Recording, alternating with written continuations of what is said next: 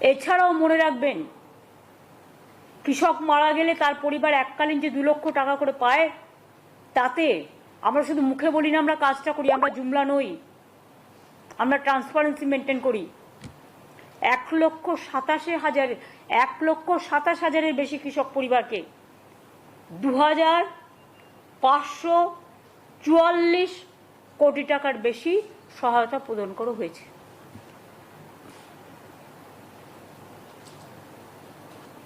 এছাড়াও শস্য বীমা প্রকল্প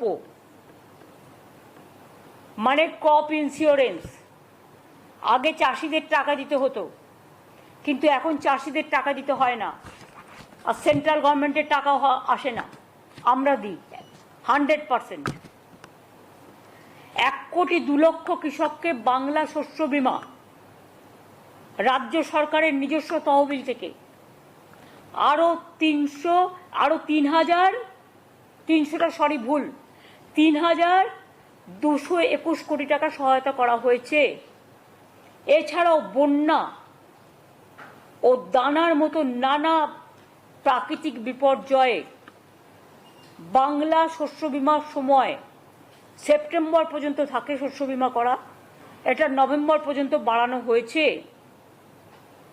এবং রাজ্য জুড়ে এর জন্য ক্যাম্পও করা হয়েছে। প্রায় 65 লক্ষ কৃষক এতে নাম লিখিয়েছে, এটা আলাদা নতুন হবে। যারা এই দানা হয়ে গেল, বন্যা হয়ে গেল, রিসেন্ট যেগুলো হলো, সার্ভেটা কমপ্লিট হয়ে গেছে। ডিসেম্বর মাসের মধ্যেই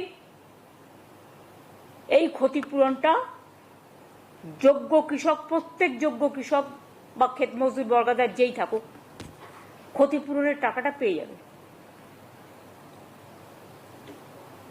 এবছরে যে বন্যা বা দানা হলো সেটার টাকাটাও, কারণ এখন তো কেন্দ্রীয় সরকার বন্যা 1 পয়সাও দেয় না, সেই জন্য